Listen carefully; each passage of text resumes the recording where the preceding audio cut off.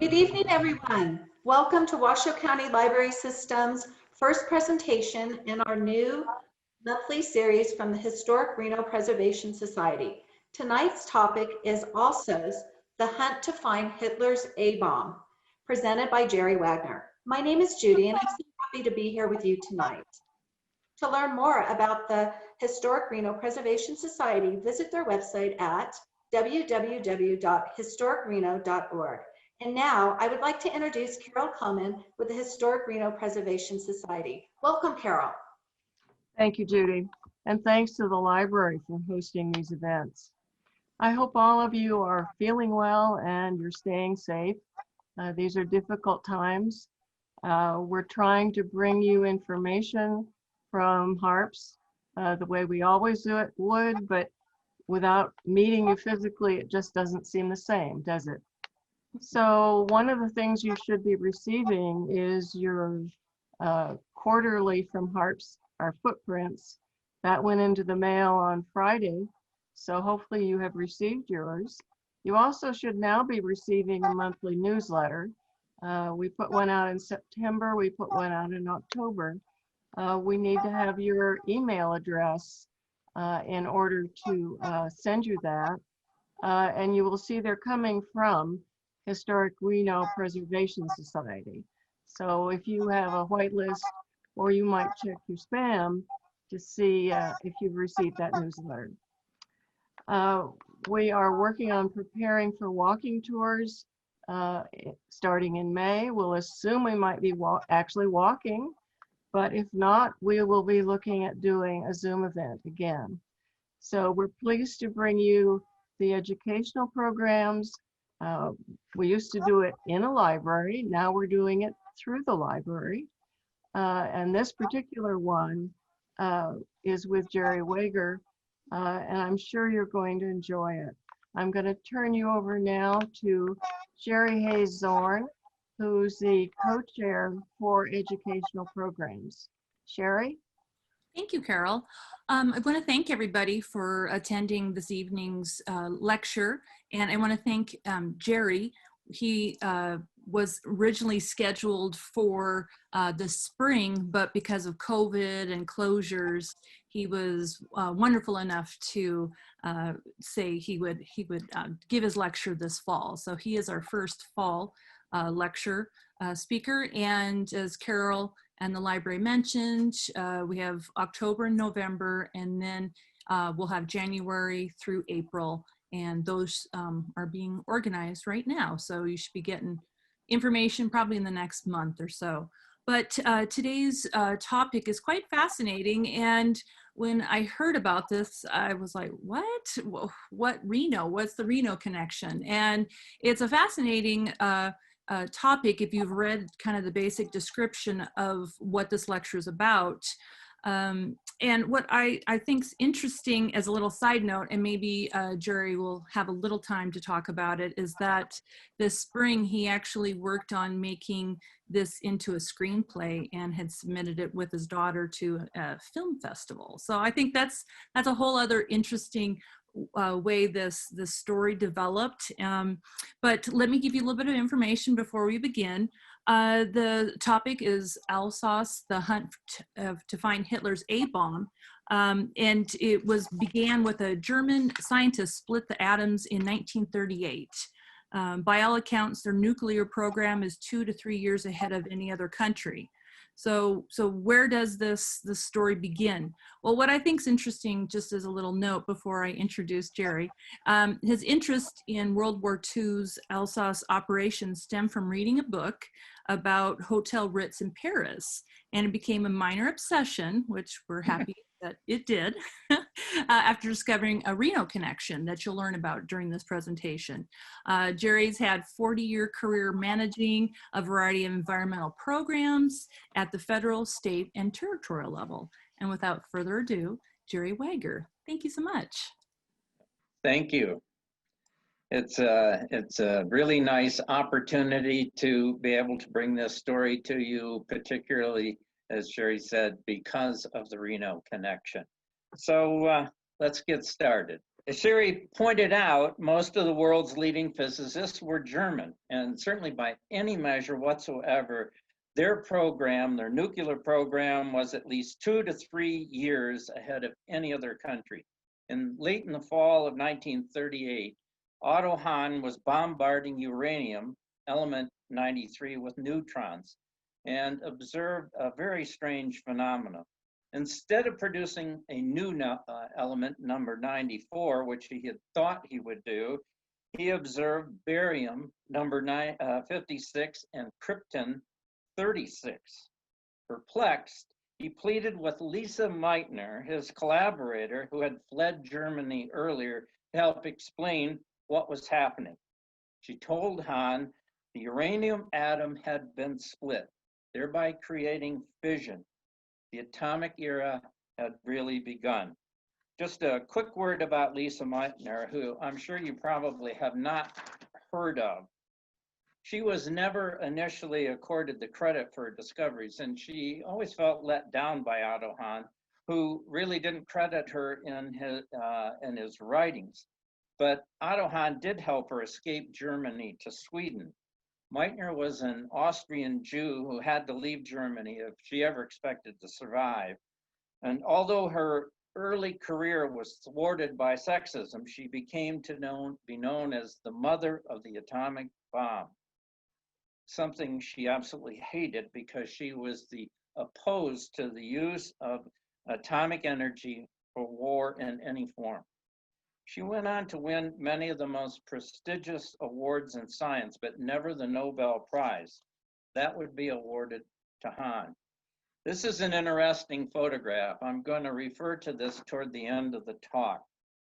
Again, as I stated, most of the leading physicists attended the same universities, met often throughout the 20s and 30s. This picture was taken just before war broke out at the University of Michigan, August 1939. It contains the two principals in this story, Samuel Gottschalk on the left and Werner Heisenberg. Heisenberg had been invited along with some other famous physicists to speak at a summer colloquium at the university put on by Gottschalk and another professor there. At this meeting, Gottschalk and several of the other scientists begged Heisenberg to leave and come to the States, but he refused, saying, "Germany needs me." Now, who is Werner Heisenberg, who becomes the face of the German atomic program? His commitment to putting an atomic bomb in the hands of the Nazis, many of whom distrusted his motive, called him a white Jew, became one of the history's great debates. And although initially sidetracked by the Nazis, Germany's prominent scientists and his own family connections eventually gave him leadership of the German program. This created hard feelings amongst other German nuclear scientists who didn't command the same level of scientific respect as Heisenberg. At the same time, during the summer of 39, Einstein writes to FDR about Germany's atomic program and stresses the need to establish coordination between the US government and its scientists working on atomic energy. Shortly after Germany invaded Poland, Germany's effort to produce a bomb was already underway.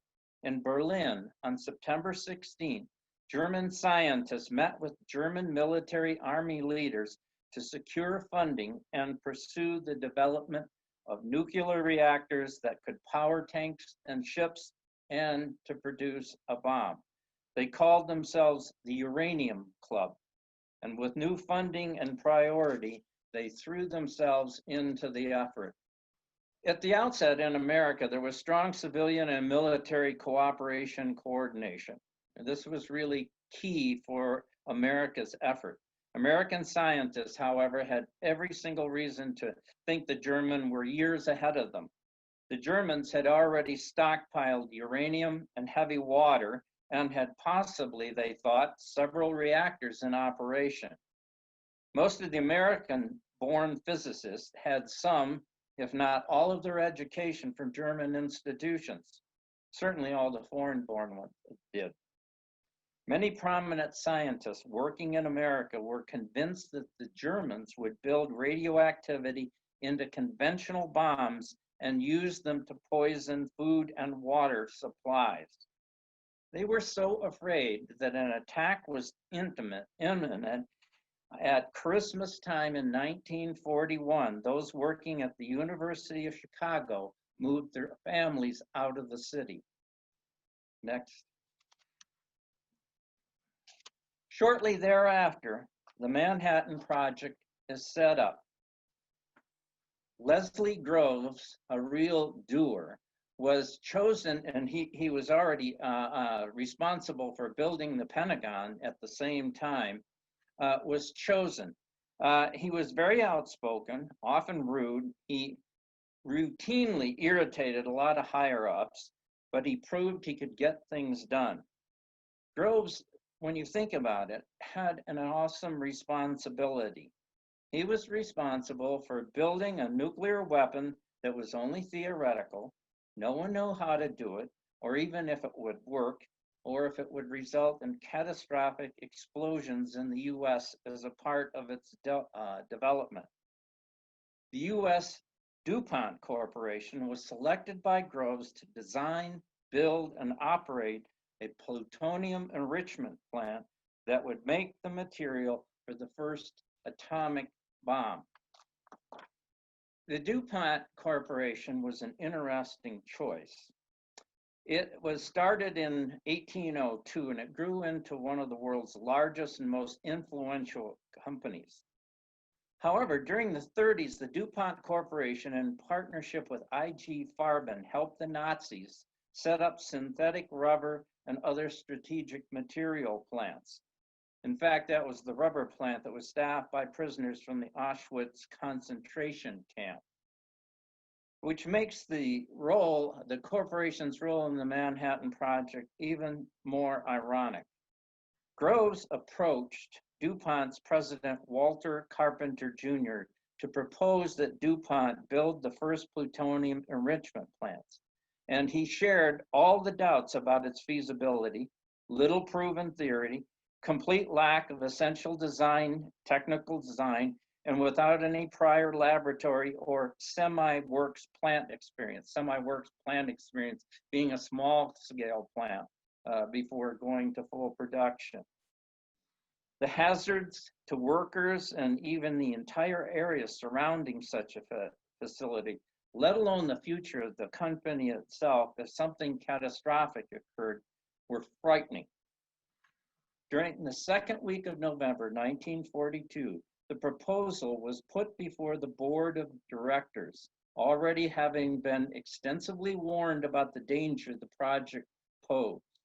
All of the board of directors were major shareholders of the company and stood to lose millions of dollars if something really went wrong.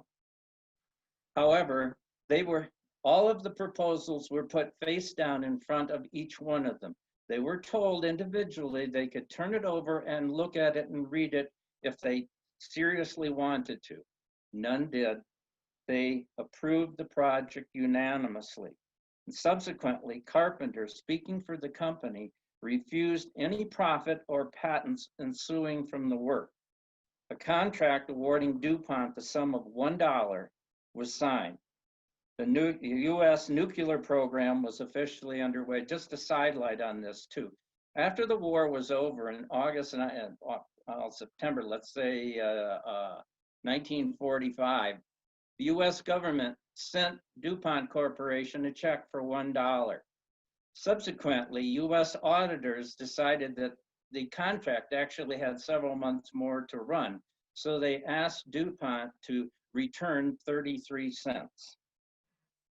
Initially, Allied intelligence efforts about the German program weren't very well coordinated. There was a lot of competition and friction between them. You know very much about the OASS and some of the other units. You probably realize that or heard that.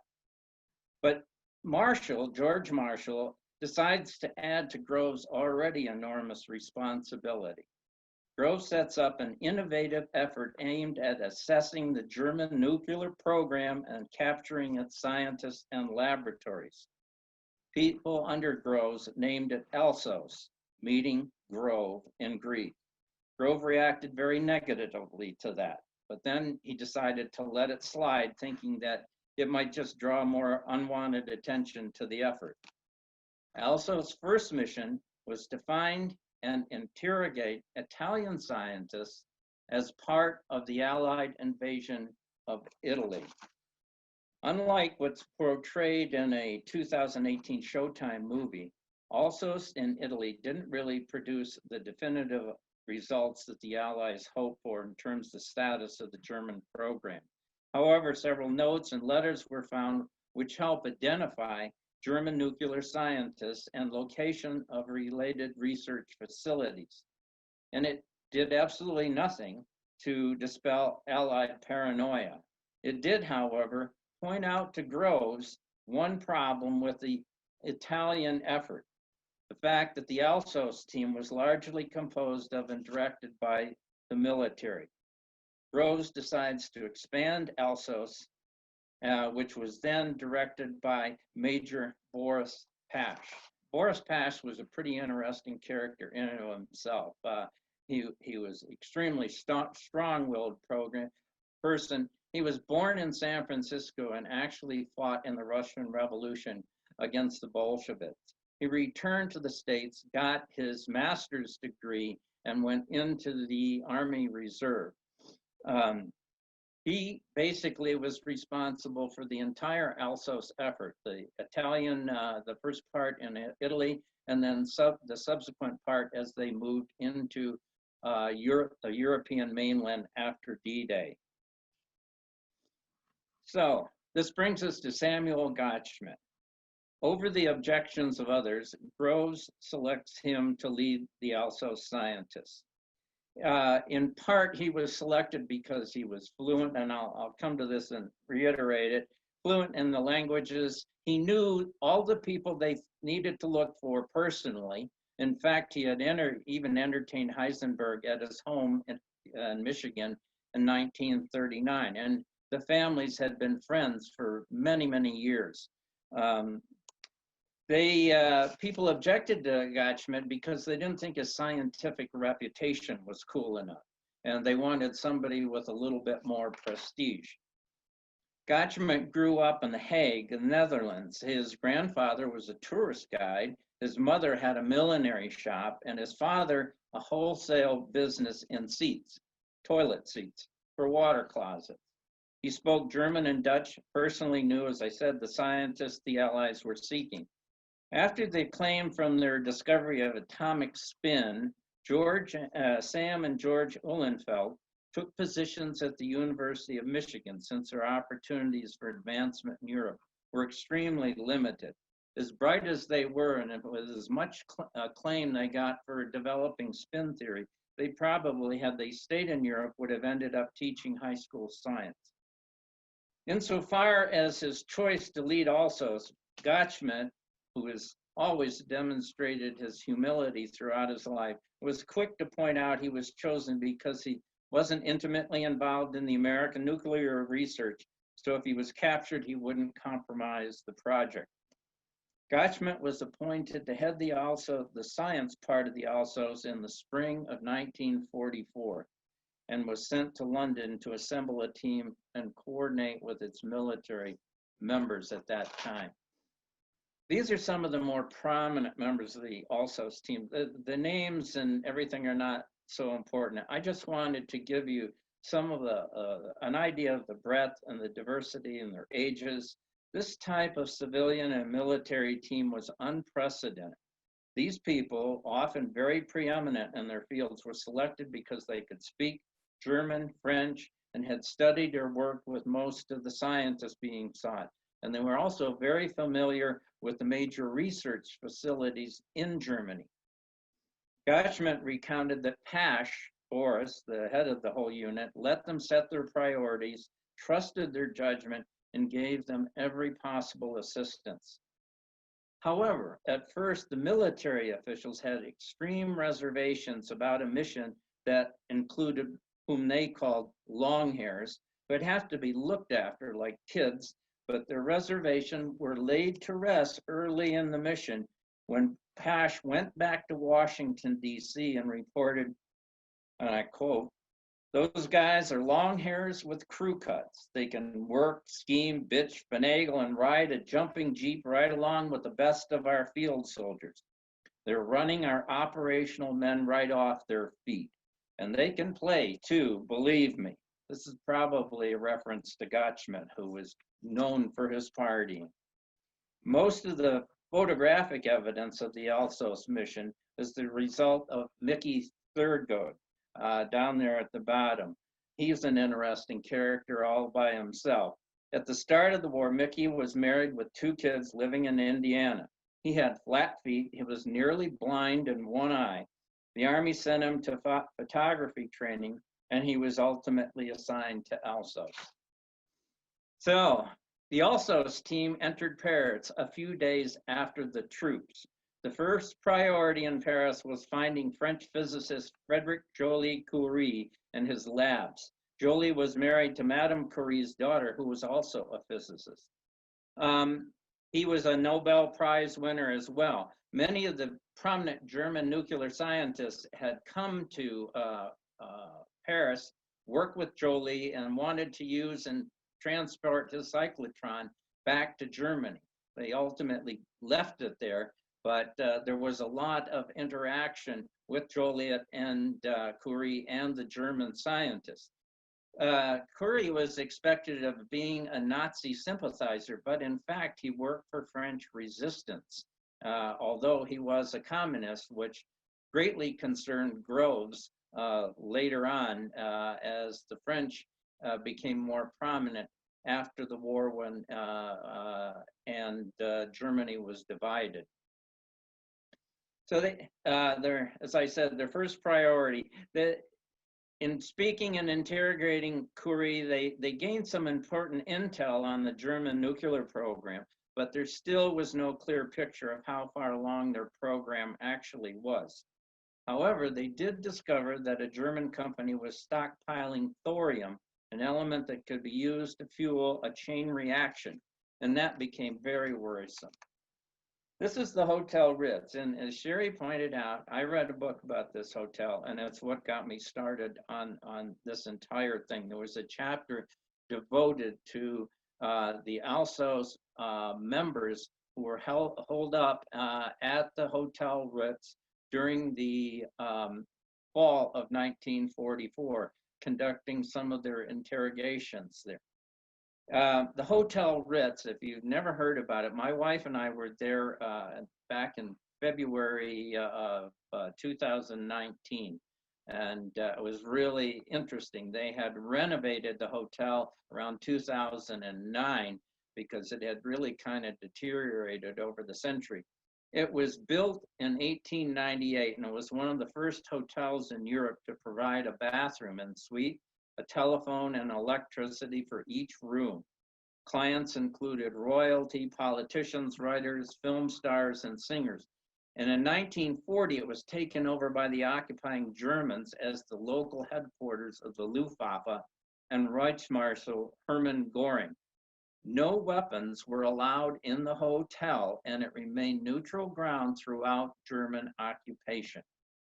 And even during this time, it housed European royalty, German stars, and industrialists such as Coco Chanel, who was shacked up with a German colonel at the hotel pretty much throughout the war.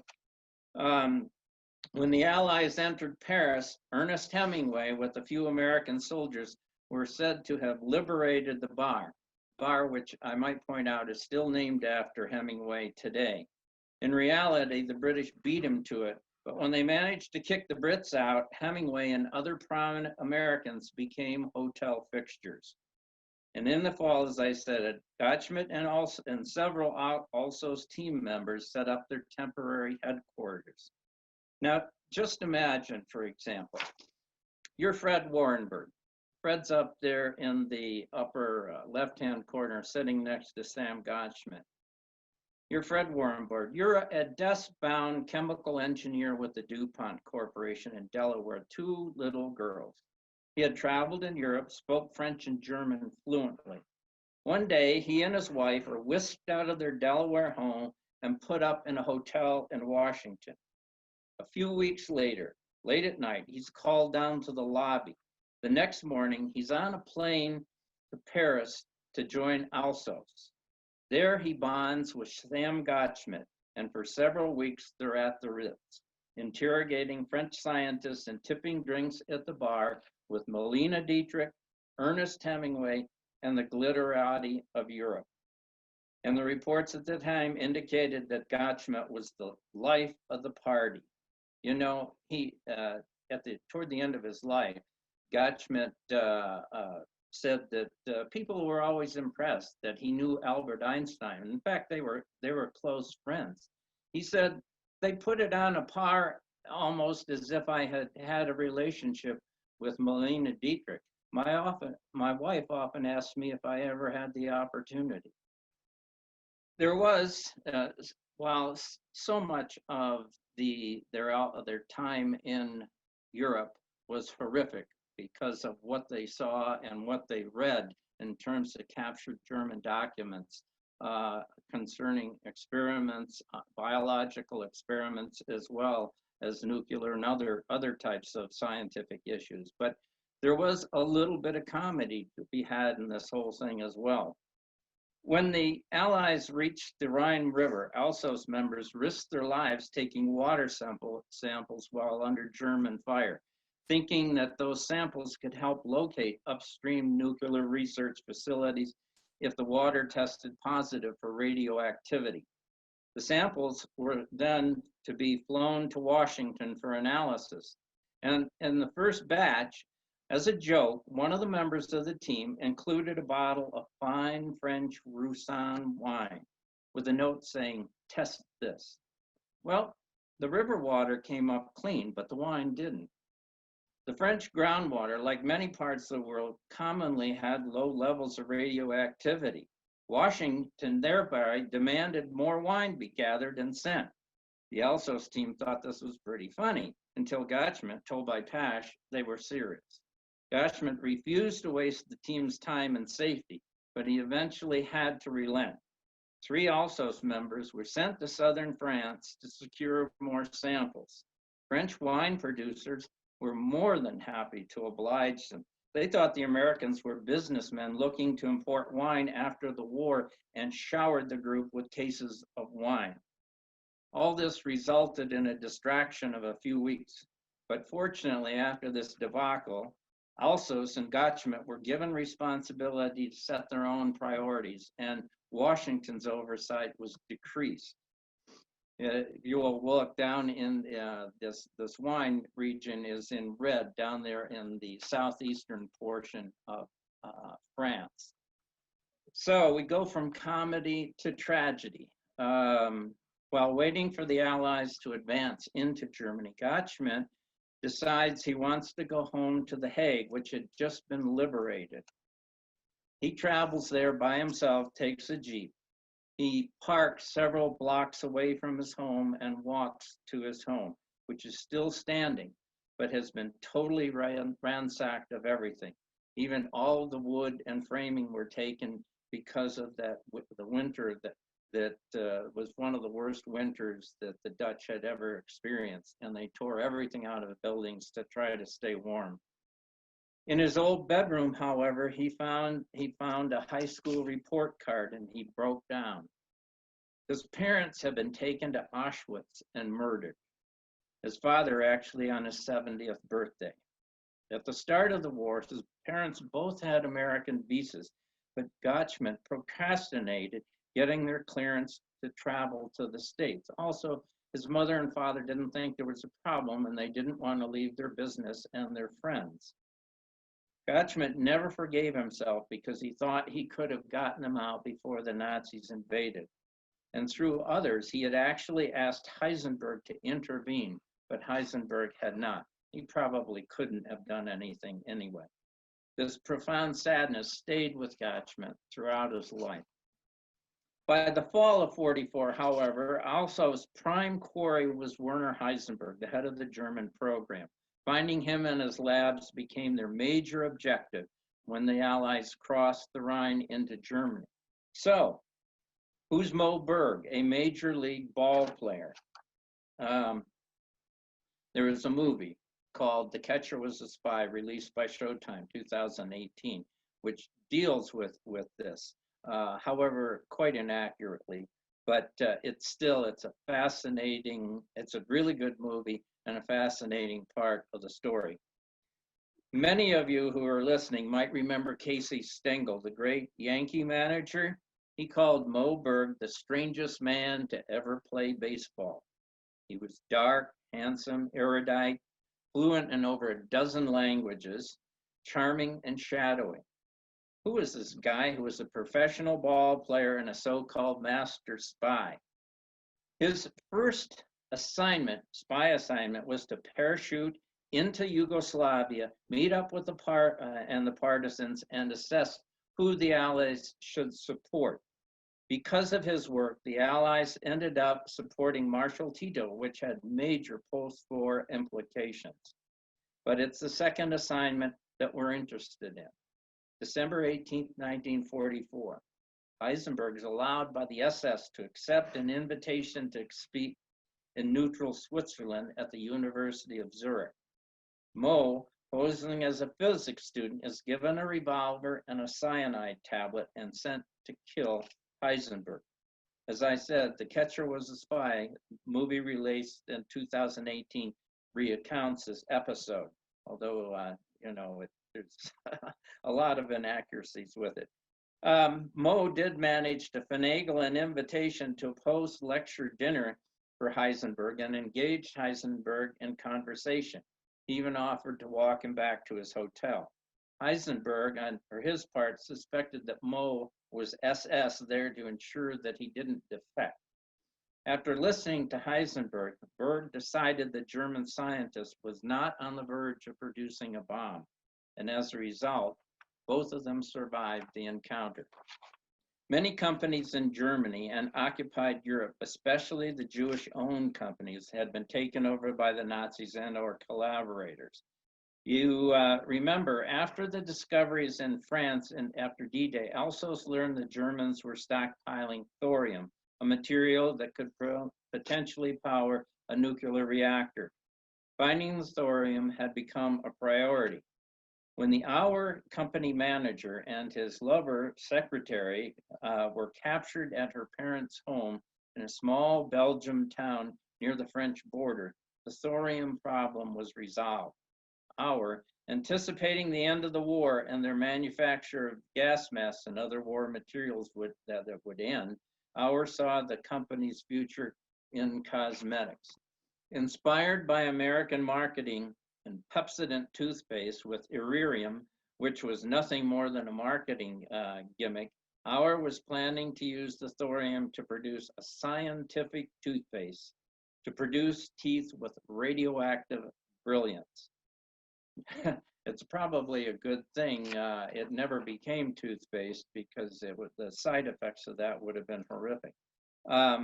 However, not all was wasted by the exercise. A lot of the documents seized from Auer's manager indicated the probable location of Germany's nuclear labs and Werner Heisenberg in some of the small villages in southern Germany near the family castle of Kaiser Wilhelm, because the extensive bombing of Berlin after the Allies got air superiority, all of that material and everyone was moved out of Berlin to small little towns in southern Germany and hidden for the most part in caves or unlikely places like hospitals or schools. From reports, correspondence, and other materials, Alsos now had a much clearer picture of the German program, nuclear program, and the importance of securing Hecagen, which was in a newly agreed to French occupation zone. French were on making very rapid progress toward that area, and Pash and his troops had to get there as quickly as possible so that the scientists did not fall into French hands. They did capture Thurigen. They found the first German uranium pile lab in an old schoolhouse with several scientists. And Gotzman was just amazed at how pitiful their whole operation was. Just days after following these successes, Alsace also located other facilities. 1,200 tons of uranium ore in deteriorated and broken barrels were discovered at Strasford. Allied agents convinced an owner of a closed barrel factory there to reopen, and also convinced a U.S. Army Negro truck company to move the repackaged material out of Germany. It was eventually flown and shipped to England and then on to the U.S. The discovery and the removal of the uranium effectively removed any possibility of a German bomb. In April, the end of April, Pash led a group of 8 into Heckingen, or just minutes behind the French troops. An old man on a street pointed to a schoolhouse where Otto Hahn was taken by Fred Warrenberg and James Lane. Hahn welcomed them as though their arrival was a daily occurrence.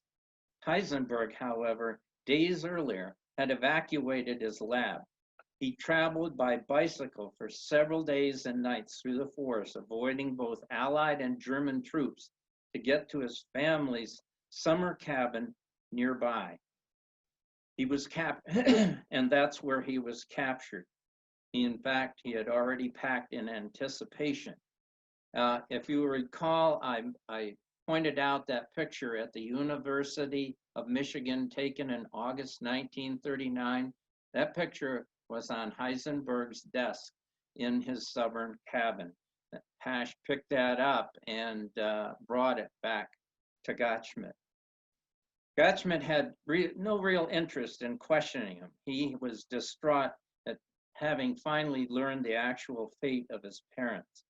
Gotzman still harbored anger at Heisenberg because of his parents. Coupled with Germany's surrender a few days later, the Alsace operation was deemed a success. But what became of the scientists?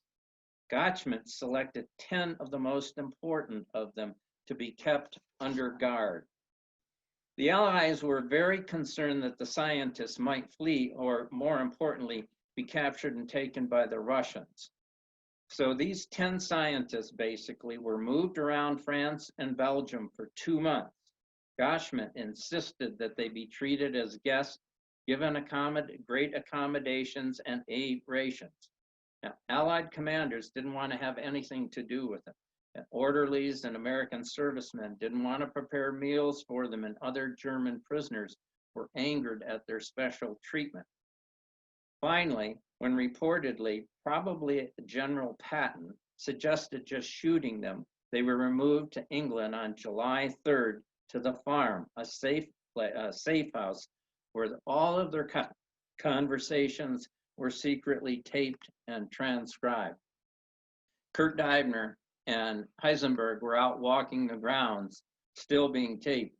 And Deibner asked Heisenberg, "Do you think they're taping us?" And Heisenberg says, "No, that's what the Germans would do. The Allies would never do that."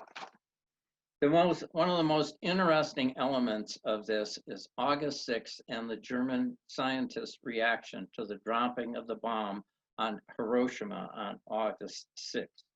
To say they were shocked is an understatement. They couldn't believe it. There was no way the Americans could have possibly done this more rapidly with them than they could. Otto Hahn, who ultimately would be awarded the Nobel Prize in Physics, actually, while he was in custody at the farm, mocked Heisenberg. Deibner chided the whole group for following Heisenberg's reactor design over his, which ultimately proved to be the more workable. What depths had their science sunk to? However, quickly throwing a 180, having recognized their failure, they soon adopted the position that they had purposely retarded the Nazi bomb program because of its moral implication. The play Farm Hall, which was debuted in 2014, was based on the transcripts of the German scientists. Existence of the tapes wasn't even made public until 1962 in a book by Groves about the Manhattan Project, and they weren't released to the public until 1992. The Alsos operation was probably one of the most successful and unique Allied operations of World War II, and it comes to a close. The Allies, now fearing the intentions of Stalinist Russia, after much internal debate within the War Department and the Oval Office, decided it's safest to return the scientists to West Germany while closely monitoring their activities and let them renew much of their research. An often heated debate over the scientists' nuclear motivations between Heisenberg and Gotzman continued for over 20 years, and it's still debated today by historians. It's difficult to understand how the Germans could have failed so miserably given all the advantages they had insofar as laboratories, research facilities, and the best minds in the world. Unfortunately, many of their brightest scientists has, of course, escaped to Britain and the US. And Germany's access to heavy water, a plant in Normandy, in Norway, was sabotaged in 1943, and heavy water was used to basically control the reactions in a nuclear reactor. It was sabotaged in 1943, and it made it very difficult to get any more. And although the research existed, German scientists didn't recognize the importance of using plutonium, which was longer lived and more fissionable than U-235, and also could be extracted by chemical means from a reactor. Plutonium was used in the US atom bombs. Heisenberg's report to Albert Speer, Minister of Armaments and War Production in 1942, emphasized nuclear energy applications, but stated that a bomb was not feasible in the near future. He was probably doing this to protect himself and other scientists from either being shot and or sent to the Russian front.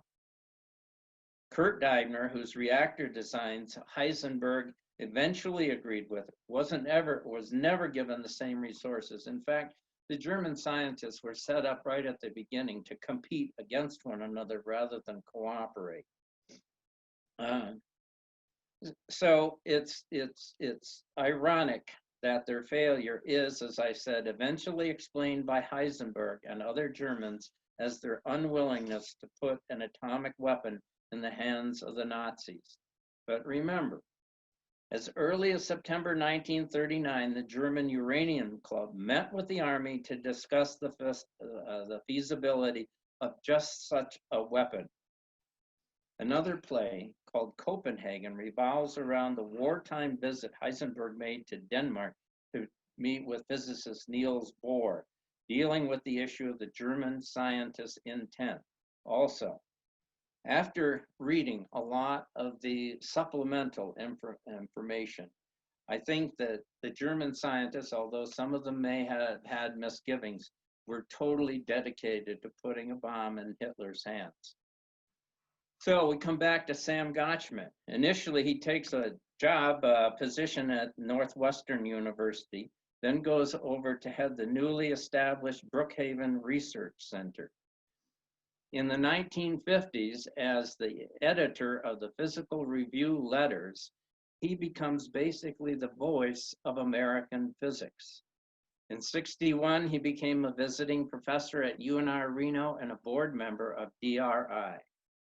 In '75, Sam and his second wife, Irene, moved permanently to Reno.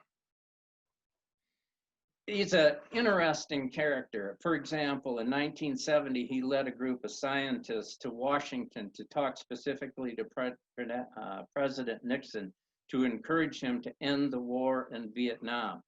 He was also very outspoken about the politicization of science, which he said was basically part of the German downfall. How relevant is that issue today? As I said, a very humble man. He loved teaching, and he taught undergraduate physics at UNR. He loved teaching undergraduates who were not physics majors, by the way. And if you look at this, he even downplayed his discovery of the spin theory, you know, and said basically, hey, it was just an accident. And, you know, it certainly made his reputation. He was nominated for a Nobel Prize 45 times, the very first time by Albert Einstein. He received the Medal of Freedom from Jimmy Carter, and this kind of sums up, I think, very much of what he was like. He was a fun-loving, very humble guy.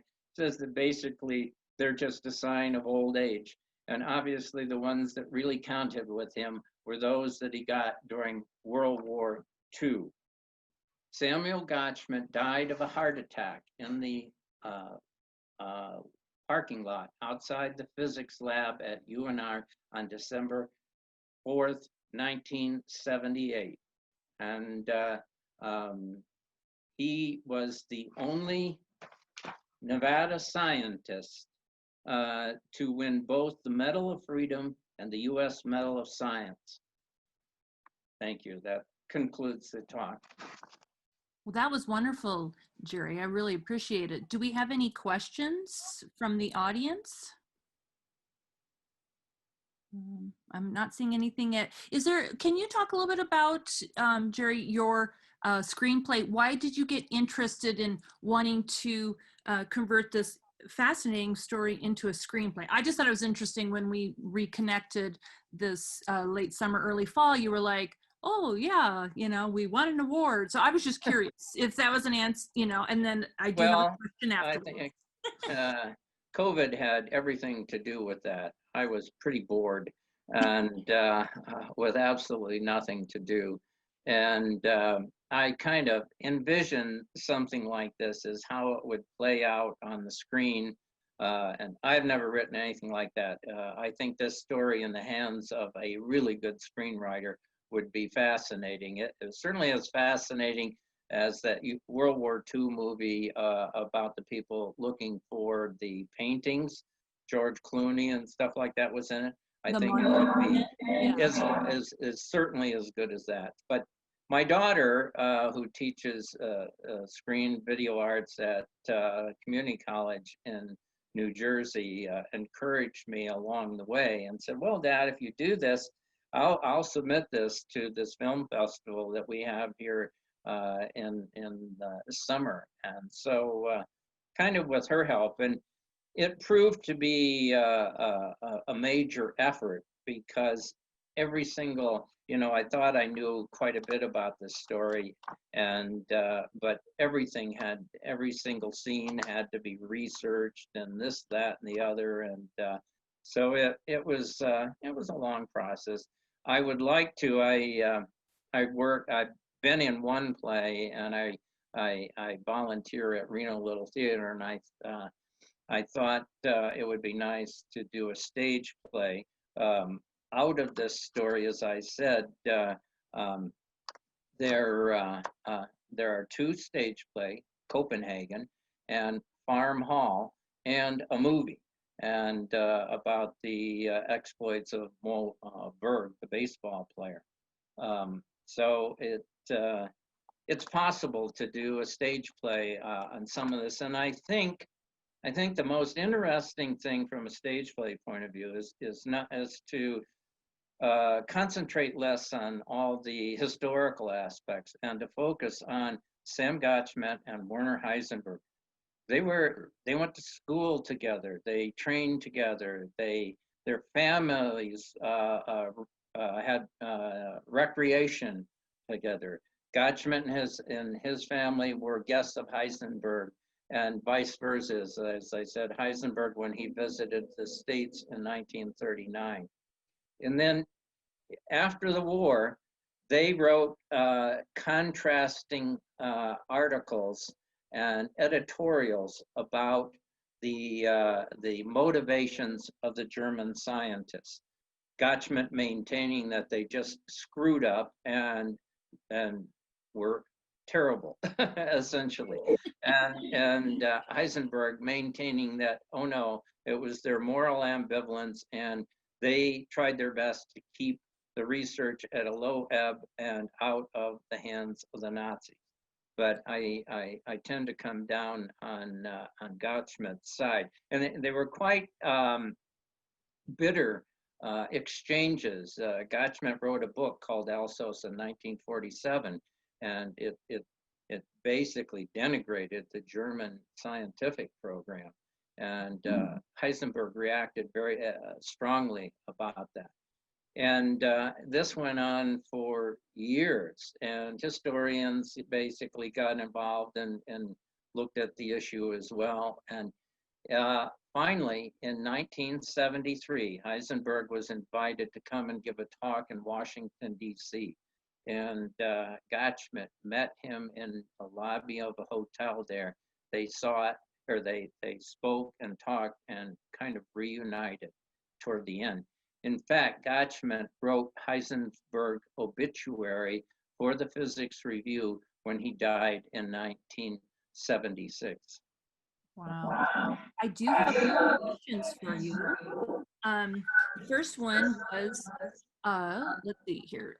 Why did Alsos go to Italy to look for German labs? And you had mentioned that. Well, okay. The Germans were the German scientists were working in part with Italian physicists, and the Germans had visited them, and vice versa. So there were prominent Italian physicists that were in a position to have worked with the Germans and know, or the Allies at least hope, that they knew about the status of the German program. So that was why they targeted them initially.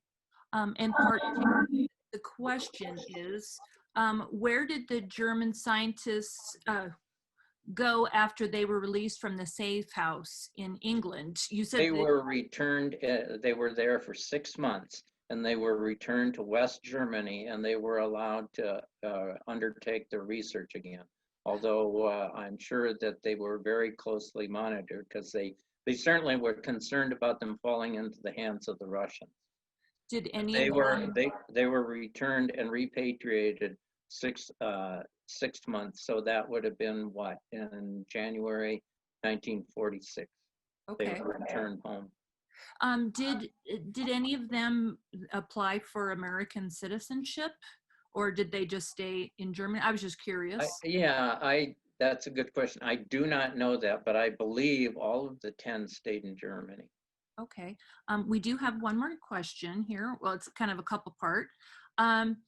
You were saying that Gottschmidt was recognized. How well did people know what he did, why he was at DRY, and did community leaders know or recognize kind of what an asset they had within their own community?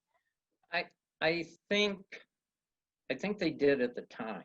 As I said, he started the Physics Review letters, and it was a forum, if you will, for physicists, where they could write on, papers would be peer reviewed and reported on, books would be reviewed. Gottschmidt would write an editorial, which of course was a lot, ranged far and wide beyond just science. He was political as well, as I pointed out, and he really became the face and as the voice of American physicists and the science. So when he ended up over at UNR, he had been invited there by someone to be a visiting professor, and he really liked it. He liked Reno, and he liked the desert.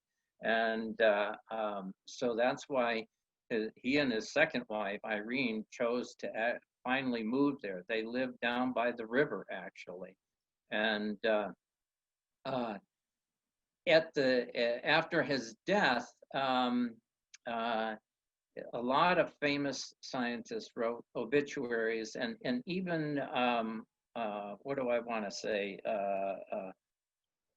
vignettes, like a historical vignette of his life, because he was such a figure at the time. And at UNR, they had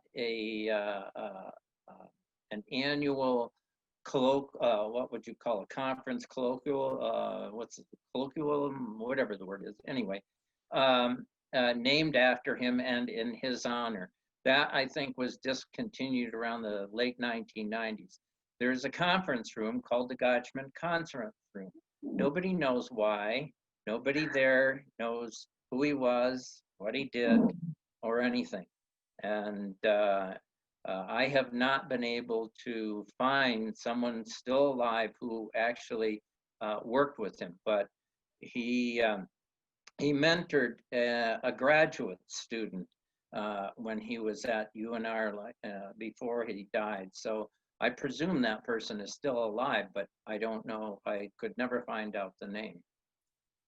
So then you probably don't know who asked him to be a visiting professor? I don't recall, actually. I think it was someone in the physics community there at the time who had met him. Well, I mean, he would have been aware of his reputation, as I said. So he was asked to come over and talk, and he just fell in love with the place. I think many people do. So Yes. this has been a wonderful conversation, and I don't see any other questions coming up. Is there anything else you want to just mention before we finish your talk for the evening? I just will point out again what a unique scientist he really was. He was very humble. He was humanitarian. He was not a geek by any stretch of the imagination. He always downplayed, as I said, his scientific accomplishments. He always said he was never a theorist. And he always ascribed the advancements in theory with George Uhlenbeck, his partner.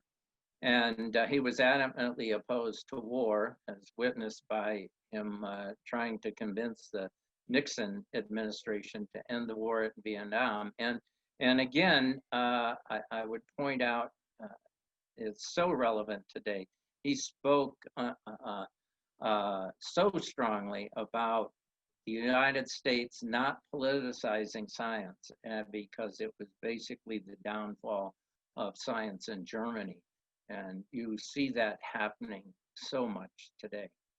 Okay, thank you all for joining us this evening, and thank you to Carol Coleman and Sherry Hayes-Zord and Jerry Walker with the Historic Reno Preservation Society. And also I wanted to send a shout out to Amanda, our Washoe County Library System tech wizard, for making this event possible today. And don't forget to sign up for the next live Historic Reno Preservation Society event on Tuesday, November 3rd at 5:30 p.m. And you can do that by visiting our website at events.washoecountylibrary.us. And I wanted to thank all of you for joining us tonight for this fascinating presentation. And we look forward to seeing you next time, and have a wonderful evening out there. Thank you.